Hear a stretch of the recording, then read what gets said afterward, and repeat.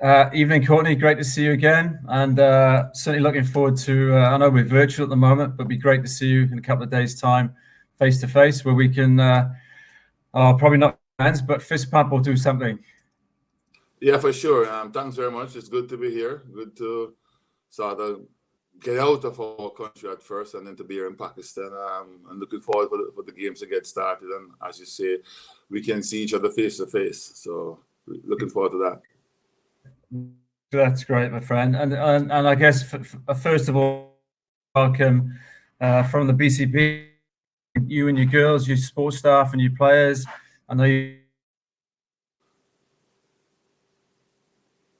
Some super talented players there that I've seen certainly at close hand in Australia in the Women's Big Bash. Certainly, from our experience in Antigua back in late June, early July, we're certainly looking forward to locking horns again over the 3 ODIs coming up starting next week. Yeah, we are. I mean, we had a good run out against you in the Caribbean. I'm sure that at the end of the series, you'd have been very happy with the results. You came back and played some good cricket. So we're very excited about that. Sort of coming back and starting afresh and have 3 ODIs to go.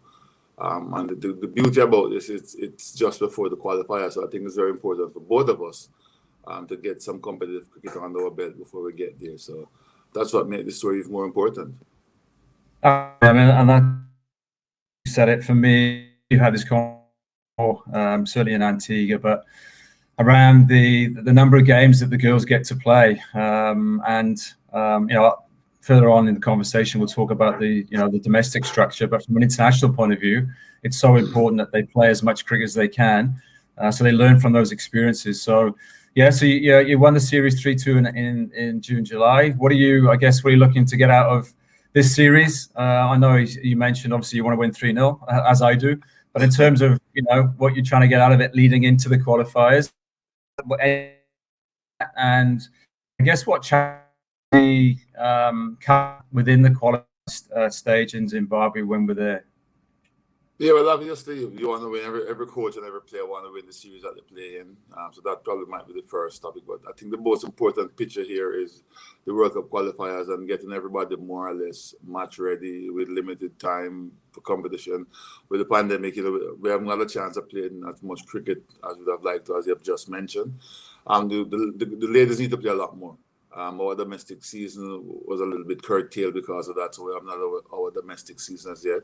So the chance for them to get that exposure and to just play some competitive cricket wasn't there. We have to be relying on camp, which I think is probably the same for you. We have to be relying on camp and readiness in camp and then the international games that we got. So the important part of it now is to get that competitiveness up and running before we get over into Zimbabwe. The games are going to be fast and furious over there. So we're here trying to put everything together in place, have everybody up to speed, make sure the fitness level is good enough, the competitive level is there, and then trying to put together what we think might be the best combination to get us through the qualifier. So, it's a chance of looking at a few more players. Unfortunately, we only have 15 to play with. I don't know how you feel about it in Zimbabwe. It would have been nice to be able to select from 18, but the rules are there. We have 15. We have to try to work on that. But we have 18 here, and there's no rules here. So, we'll probably try and get all 18 to have a go. Would be ideal for me to have a look at everybody, give them some kind of match readiness, because we don't know what might happen in terms of injury or loss of form or whatever. So I think it's good to try and get everyone sort of some kind of match practice here. But the good thing is that they're here and we can get them prepared as well. So all in all, it's very, very excited times, and just hopefully that from here and say after the qualifiers or after the World Cup, we can get the ladies to be playing a lot more cricket because that's required. The Big Bash helps, the 100 in England will help, Whatever leagues they can get to play franchise cricket will help. But at the same time, you still want to play as much international games as you can. Yeah. Yeah, you're right, Courtney. I think, the opportunity to come and play here it'd be nice. Look, that's why we said freed up for 18 players. So giving everybody that opportunity, making sure that when you do get to the qualifiers, as you with what can happen with that, with players, or just players get anyway, and the fact that there are so many games close to each other, eventually, teams could come up with injuries, and it's nice to have then a range of players that you can choose from available and ready to go, which is obviously the thing. It's a very good point. What you mentioned from a domestic point of view, do you run a 50 competition? So I mean, is that how it currently sits at the moment? Is that inter-island, and how does that work? Does it for the men's structure? So what I'm trying to, I've obviously, state cricket will run, male and female will run. There's no obviously cricket within the female space, but there's WCL, which is one-day cricket, and then alongside the BBL. So that's how they sort of match it there. Is that the same in the Caribbean? We have a sort of different structure where we have a series where they play together. They play 50 overs or T20. I know we were trying to combine it together this time around, where we could probably get the T20 and the 50 overs just to give them a bit more cricket before the qualifiers or competition, but that didn't happen. So I'm not sure how they're going to structure it now. There's talks to try to get the CPL involved home and have a franchise run alongside it. And there's talks of trouble. We have the Commonwealth game that a team has to go to. And unfortunately, we didn't get a chance to get any cricket before that either. So there's talks to see how we can better the structure, if they're going to put them together where they have one sort of series where they play T20 and 50 overs in the island, or if they keep it separate.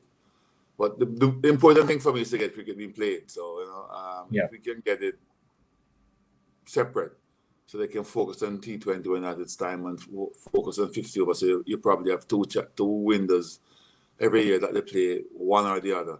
That would be fine. But if it can't be done that way, then I have no issue with us playing everything together in one. Block that space out, and they can play the T20 first, have a breather, and then play the 50 overs. But our pool definitely needs a bit widening, and playing more regional competition into Ireland would help. Is there? Yeah, absolutely. And in terms of from a coaching with a coaching head on, obviously prepare for tournaments. So you want to have a T20 leading into a competition, so that all that makes sense. Do you I guess the challenge in the Caribbean is you mentioned the numbers. I think the hard thing for a lot of the female teams is actually making sure that the top end, so your international players are playing really well, so that they act then as role models for those youngsters to a national player. I think that's the challenge that I think cricket administrators face in terms of the female game is, where do you go? Development. Do you throw a lot of bodies into schools cricket and club cricket to get the numbers? Or do you just target the top end to get the interest there, to get sponsorships, because the main national side is playing well, which then creates an interest from the younger players coming through, and then you formulate a career path for those players to become full-time cricketers.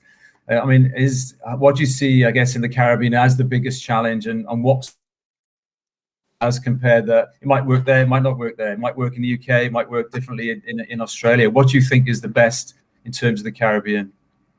Right now, the best thing we can do, but it's a slight challenge, is to trying to get it into the schools. If we can get the schools playing, then you get them involved and interested from a very young age.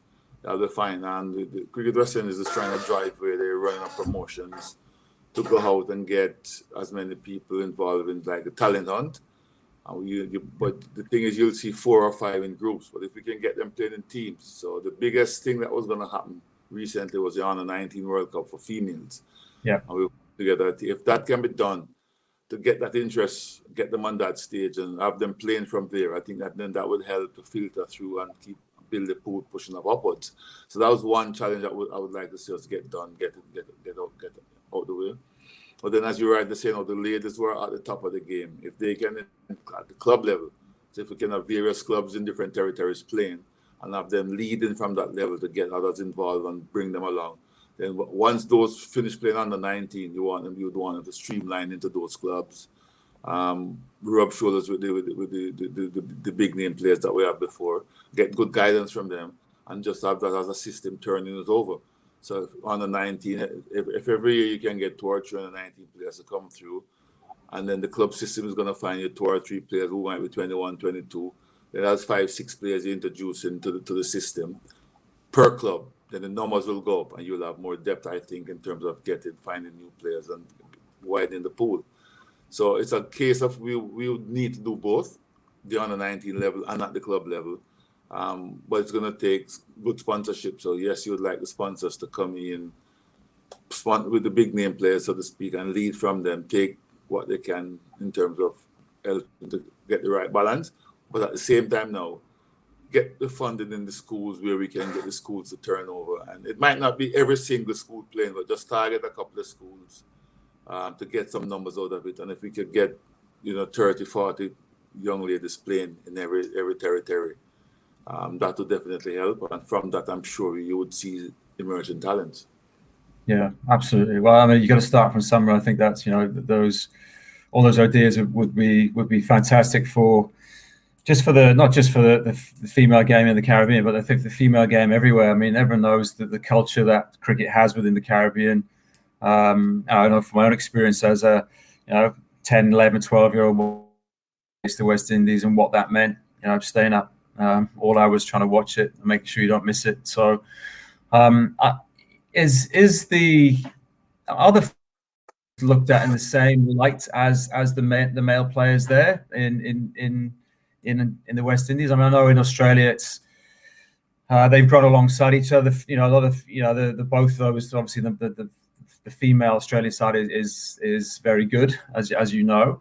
But is the perception of the female game and how good the female players are the same in the Caribbean?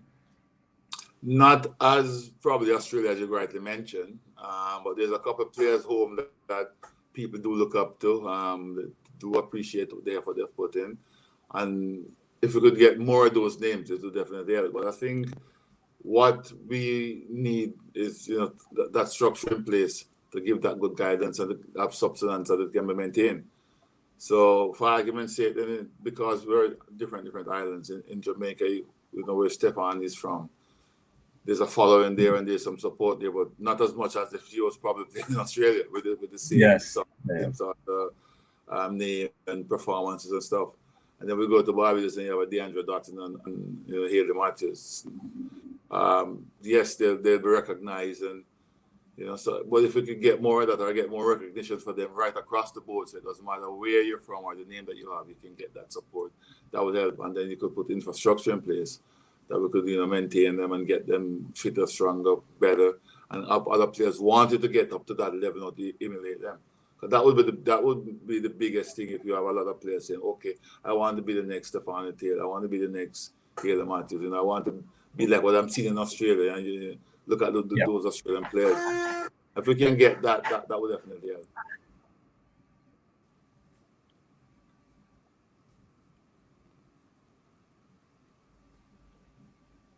Yeah. And is the just picking up on Jamaica and Barbados, is that still the island rivalry? Is that still the same? Is that still played out? I mean, you hear about it as I guess as someone looking from the outside in. Is that still generally go on between the islands in terms of that rivalry? It still does. Well, it's just that the ladies haven't been able to play a lot of cricket of late there, so there's none of that has been happening. And then Trinidad had a franchise system in place, which was very good. But since the pandemic, that hasn't gone forward either as well.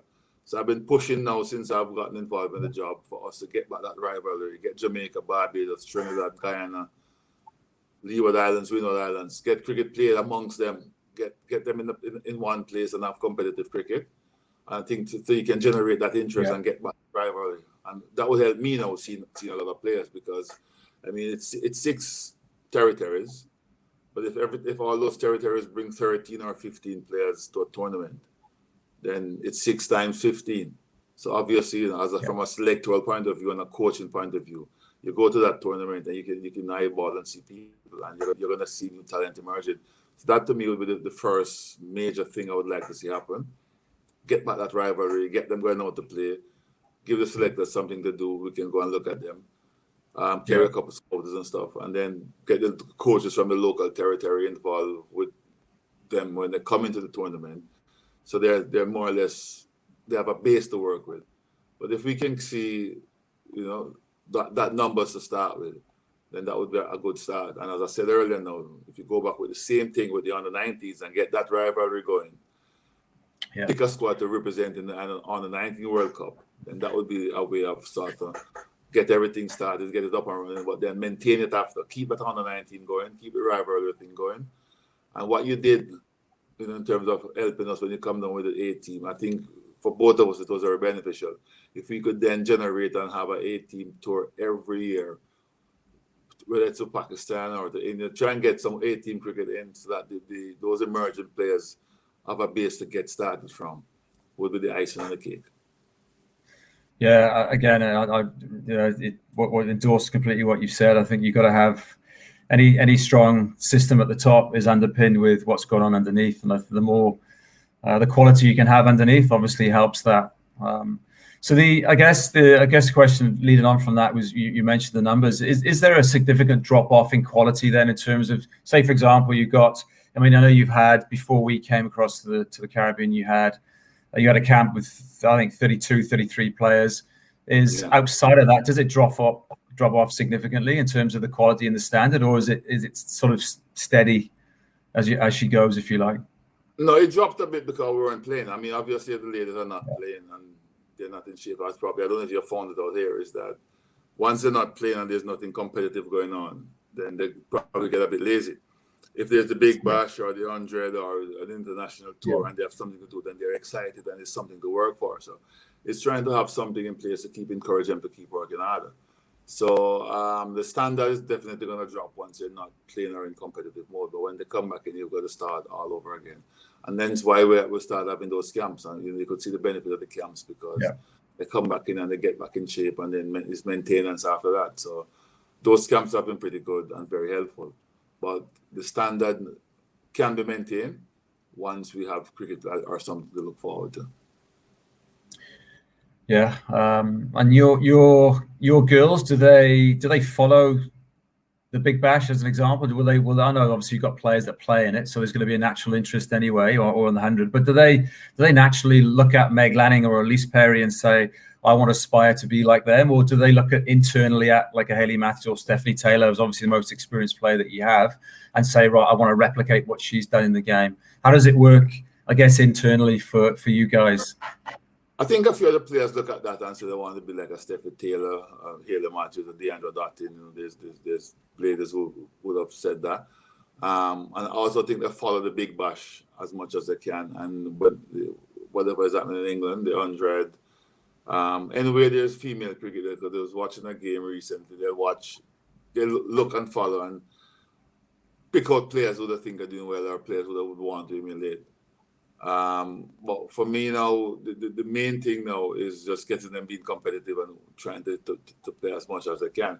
And I keep telling them that if they play well enough, when they play for the West Indies, they could probably get a run in the Big Bash. I think that exposure will help any cricketer from anywhere, whether it's Pakistan, India. Well, the Indians have a lot of players as well, but and they have their own league. But if we can get some of our players exposed into those leagues, and then the younger ones now would say, wow, I want to be the next person going to the Big Bash or to the 100. So when the 100 was on in England, it caught a lot of eyeball and it was followed a lot by our ladies. And I think, a few even made comments that it would be nice to experience that. And I think those experiences help them. So I keep saying to them, put the performance in, let people see you, and you have a very good chance. Absolutely right. I mean, again, that's a conversation I've had with some of our players, saying that you can't just walk into these leagues. You've actually got to perform for your country. Once you start doing that, people will recognize your name, and then they'll find a window for you, whether it might be. And I think you mentioned it.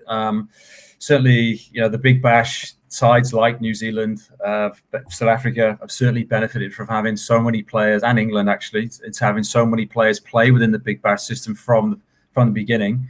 I think that certainly helped those three countries in terms of the fast tracking the development of those players, because it's, even though it's a short window of 6 to 8 weeks, it's very competitive cricket.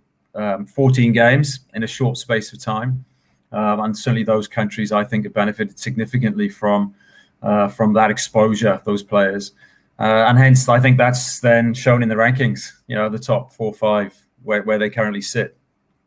It certainly does. It certainly does. And then the other thing for me, I don't know if you found it out along with your girls as yet, but when they go to these tournaments, a few of them come back in good shape. They come back a little bit fitter. They work a little bit harder when they're there. And the experience they get there and that exposure, it drives them a little bit more because they realize, wow, I thought I was at the peak of my game, but those people, it seems to be a step ahead. And then they want to get up to that level and also want to maintain and, get another contract or get another chance to go on and express themselves. So, it's good experience, good exposure. And the more that we can have, it would be very helpful. Yeah. Look, again, I'd be fortunate to say to work with the Melbourne Stars, and the whole competition is done really well.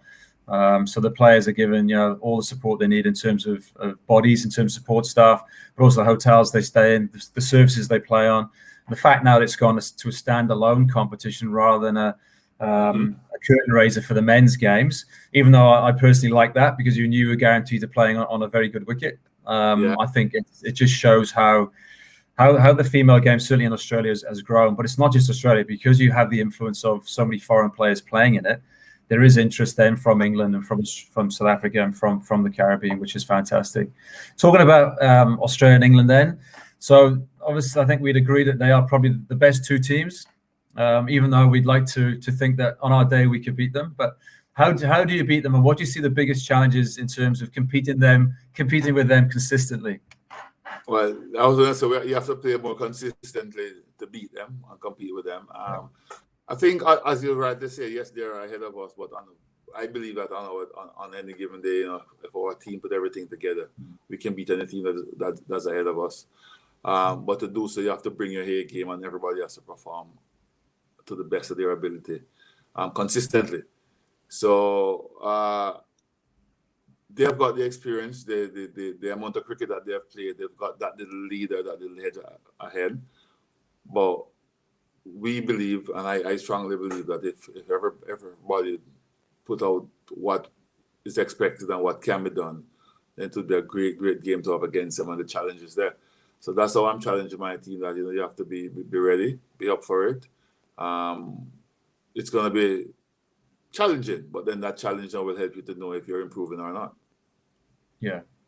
Yeah, as you said, the way if you're getting better, because you're playing against you have to play against these better teams to see where you actually sit. I mean, I guess the hard thing is, though, if you're not getting players into these leagues like the 100, which I think now will take the game, certainly the short form of the game, I think that'll raise the bar even more, because it's less balls. So less balls you play, there's more pressure, so you have to execute better and more consistently. So again, that poses a new sort of set of problems, if you like, in the short term. But I think, I certainly think that England will, I think, really benefit from the 100 ball in terms of their approach to the short form. I think that should then, personally, think that should also have a positive knock-on effect to the way they play 50 over cricket. But we'll wait and see. But I think that's the biggest challenge that countries like Pakistan, West Indies, Sri Lanka, Bangladesh, that don't have much representation in these leagues. You obviously have more than what we do in terms of mainly those three players. That's the hard thing for us. So we therefore have to play against Australia and England, South Africa, New Zealand, and India as often as possible, if we are to maintain or certainly keep a pace with where their game's at. So I guess another question for you. You've been involved in the girls' game now for, I think, 3 or 4 years. In terms of that growth and what you've seen, how far do you think you can go, and what sort of impressed you with that development and that growth over that period? Well, the attitude and the enthusiasm has definitely helped. And you want to see young players coming through. So we've got some young ones who came into the camp early doors. And very, very high expectation of them once we get back in camp with them again and stuff. It's a World Cup here, so the qualifiers and everything took forefront. Yep. If we can help them to develop, that is one thing you sort of want to work with. But as you rightly say, in terms of the big bashes and the 100 and stuff, and other teams like England who are constantly playing, what I would like to see, or what is that ourselves, Pakistan, and names they call the Bangladesh, Sri Lanka. if we can get something together, it might not be one of us hosting, but maybe, and encouragement to get more those players, that kind of exposure. So if it's a mini tournament or something different, maybe a triangular tour so that we can try and raise the standard, get the competitiveness going. Because I think that if they play more cricket, obviously the more cricket they play from a playing perspective, the better they're going to get and the more competitive. And then, as you say, which is what I've been saying as well, so I agree with you there. You play the better teams, the bigger teams above you, to sort of give you a guidance or a yardstick as to where you are. And when we played against South Africa recently, that was the sort of challenge that we wanted to see where we are. And yes, people is going to look at the results, but if you don't play against those teams, you're not going to happen. And I think we wanted to sort of have that look. So we had two good series, one against Pakistan. Yes, we won the series, but we saw the competitiveness. We saw the fight that you all had, and we were very impressed with that. I was happy with how the series went. And then we had South Africa, which is ranked above us. We competed, but I think, especially in the 50 over, you could see that the girls probably didn't believe in themselves as much as they ought to. Yeah. And that is one of the challenges that you face a score. So we've gotten over that hurdle now, I think that helped just by playing a team above us. I realized, wow, okay, when you look back at it and you reflect on it, you realize, yes, what you could have done or should have done. So those are very helpful. But the more exposure you can get, the better it's going to be. And I keep repeating this, like the 100 and the Big Bash. That is the difference, I think, with those players and Pakistan, West Indies, Bangladesh, Sri Lanka, just to name a few. We haven't gotten that exposure or that many players. I mean, fortunately for us, we've got 3 players that were involved in the 100, and those 3 players were the same 3 players that were involved in the Big Bash or whatever leagues that has been going on. So they've got that experience. But you being selfish and from a coaching perspective, you want to get a few more players involved to gain that experience, to get that self-belief and confidence. Absolutely, and you're right. And what you said there with South Africa, I mean, they've had, I think the last count, I think 10 players that have been exposed to the Big Bash. So I mean, you've had 10 players. I mean, that's you should be up with their rank, 1, 2, or 3, because it is the best competition, I believe at the moment. So. Yeah, and as you said, the challenge for you and your girls is not necessarily around the skill level, but that inner belief and that belief that you can compete, and that irrespective of where these players have played, that it is a contest between bat and ball, and it is who actually manages the anxiety and the pressure of dealing with that bat v ball contest over 300 balls or 120 balls, whatever it might be. So. But yes, look, fingers crossed going forward and moving forward. Both of us do get the opportunity to get more players being exposed, which will help growth in both countries. I guess finally, because I don't want to keep you up too long, because I know you're getting on in years and you need to get to bed pretty quickly. Just looking at the groups and looking at the qualifiers. So you got you've looked at the groups. How do you feel about the groups? How do you feel about the setup of the competition? Obviously, you've got the 2 groups of 5, the teams that you're going to be coming up against. Any thoughts on them? Thoughts on playing everything in Harare? I'm sure you would have been to Harare and played in Harare at some stage in your career. I know I've spent a little bit of time. There's some really good grounds there. But sort of get your thoughts on the qualifiers and what you're looking forward to in terms of the competition, but also the venues. There's some lovely grounds in Harare. Fortunate or unfortunate for me, I've only been there once, not by not being invited, but I played there with West Indies, and then I just didn't go back to play on any tours. Got invited a couple of times, but the timing didn't clash with dates. So I'm really excited, looking forward to going back there, because I've not been in quite some time. I've looked at the groupings and the games. And I think it's, for me, I think it's fair where everybody play everybody in that group stage first. Yep. I like that. I like that. Yep. And then the Super 6 now is the one that everybody gets exposed to. So I think the structure is good. The grounds are going to be good in Harare from my experience the last time I went, unless there's some drastic changes. But we had good facilities, good grounds. So I think that's going to be the same. And really, really excited. I'm happy that you're in the other group. So we'll be all right.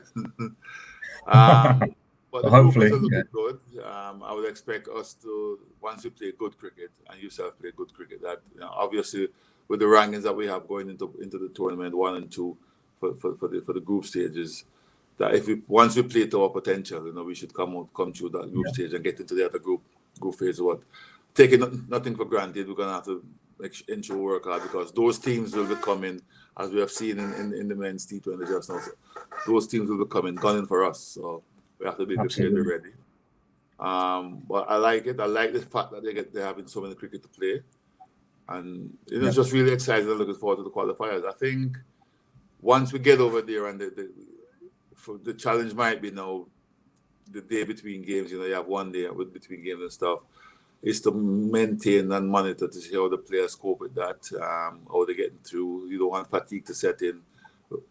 You want to win as many games as you can, and striking the right balance as to how you do it. If there's any rotation, how you do it and when you do it, and that kind of thing is something that we'll have to manage from a coaching perspective, along with probably the medical team. But apart from that, I'm happy with the structure, happy with the exposure that the girls are going to get, and more of this would just be helpful and beneficial. So really looking forward to that. And as I said, Zimbabwe, I was excited the last time I've been there, and I'm looking forward to that again. That's fantastic. Yeah, and I concur with what you said. I think if you play, but if likewise with us, I think we've played our potential. But there's some good teams there, and we know that they've got nothing to lose, if you like. Especially when sometimes when you rank lower, it's that less pressure, if you like, where you can go out and play as free as you want to, when there's no expectation on you. Sometimes the expectation is on the higher ranked teams, and that's just the way it is. But yeah, likewise, we're going to have to play some good cricket. But again, it's the opportunity to play as many games as possible, which is the plus thing, rather than go there and play 3 games and that's it. The fact that you do have a lot of games to play, which gives you the best opportunity of progressing through to the World Cup, which is obviously what everybody would like to do. I guess in closing, just one thing. I mean, the men's. I know I'll go off track a little bit, but the men's T20 World Cup.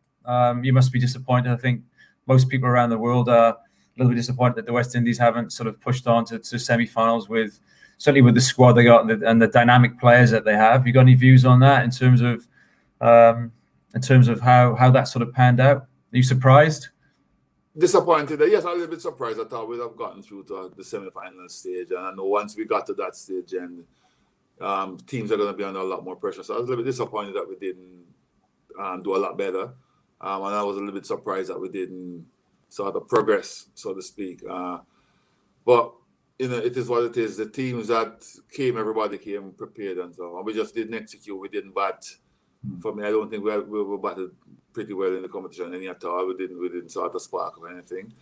The bowling was okay, but I think all we just did, it was a poor show by us, and I'm sure the boys are disappointed, and I think the world at large, because a lot of people would have expected to see a little bit more competitiveness, even if we didn't qualify, but at least, probably show a little bit more competitive in terms of fighting on. But it's one of them things where we just have to dust ourselves up and restart again. But yeah, I was disappointed with how we ended up.